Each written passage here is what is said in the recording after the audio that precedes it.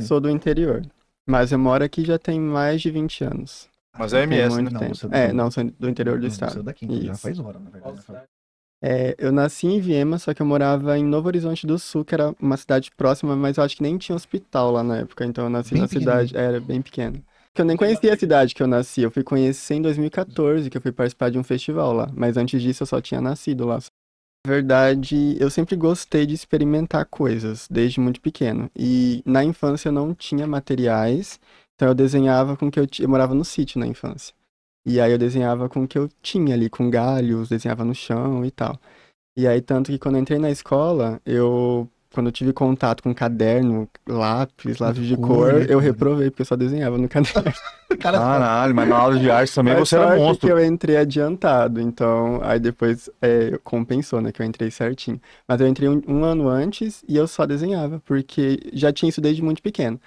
Só que eu lembro, assim, que nesse primeiro ano, minha avó, quando eu reprovei, né, ela me deu um ralo. E ela falou assim, eu não precisei nem te bater, eu só falei que você fez eu passar uma vergonha na escola e tal. puta que pariu. E aí eu entendi meio que como se fosse errado, sabe? Aí eu fui meio que direcionando pra escola. Então, quando tinha algum trabalho de artes, aí eu fazia Arrebentava. bem mais do Escarcel. que era pedido e tal.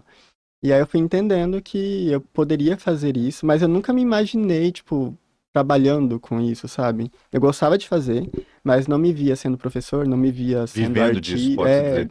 Porque não tinha referência na família, não tem um artista na família vivendo de arte, sabe? E aí eu só fui entender melhor, assim, quando eu fui avaliado para entrar nesse núcleo de altas habilidades, que eu entendia que eu já, desde pequeno, transparecia que tinha essa habilidade, só que a escola não era preparada para atender um aluno com altas habilidades, ainda mais no interior do estado.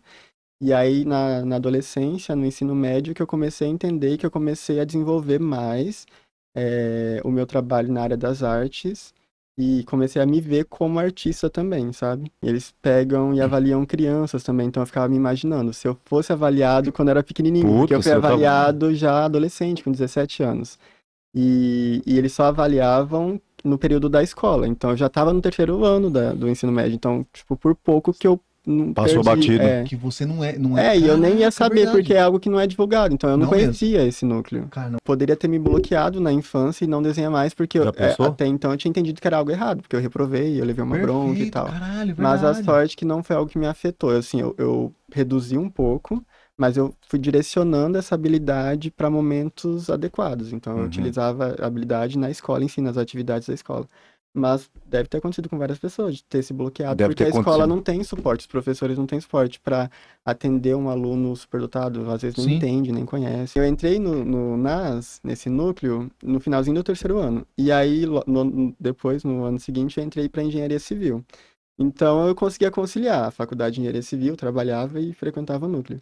Só que aí chegou no final da faculdade e eu vi que seria uma responsabilidade muito grande me formar como engenheiro. E eu falei, vou ter que me dedicar a essa profissão e eu não vou conseguir conciliar as duas coisas. E eu sabia que com o tempo eu não ficaria feliz, assim, sabe?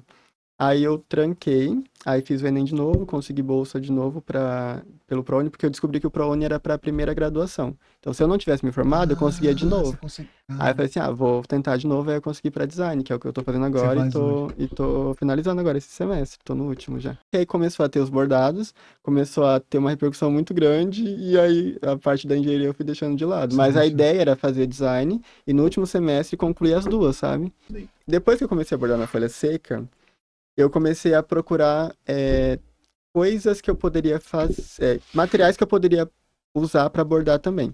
E aí veio a folha esqueletizada, veio pétala de rosa, então já bordei em pétala, já bordei em asa de mariposa, já bordei em pena, aí bordei em fava. Então eu comecei a coletar tudo que eu poderia ver, assim. Caraca. E tem várias outras coisas que eu já tenho em mente que eu quero fazer, mas ainda não consegui fazer, não deu tempo. Só que aí foi legal que, acho que menos de 2 meses que eu comecei a bordar em folhas, eu fiz um trabalho que foi muito interessante, que foi uma arara, que é uma das primeiras que tá no Instagram que eu fixei lá.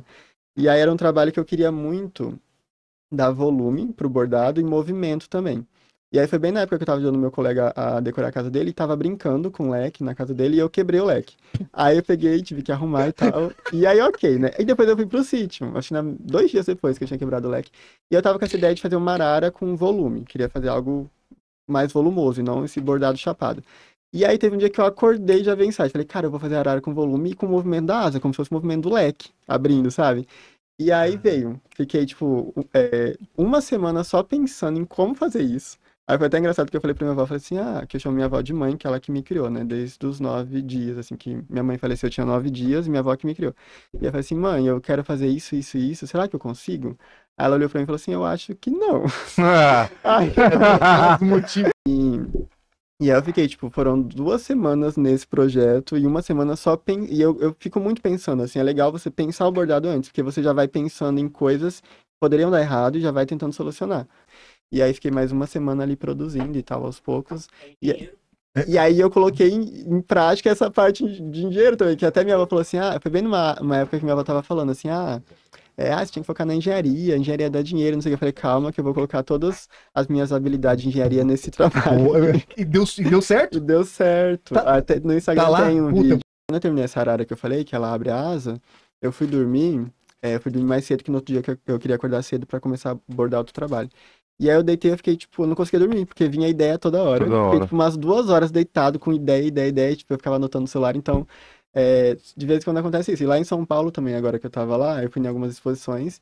E no primeiro dia eu não consegui dormir lá em São Paulo. Tipo, eu dormi meia-noite, acordei 2 horas, achando que era tipo umas 6, 7 horas da manhã. Era 2 horas da madrugada e, tipo, eu não consegui dormir e mais, porque você eu ligando, comecei a sua mente e ter trabalhando, ideias cara. e coisas, e anotando e tal.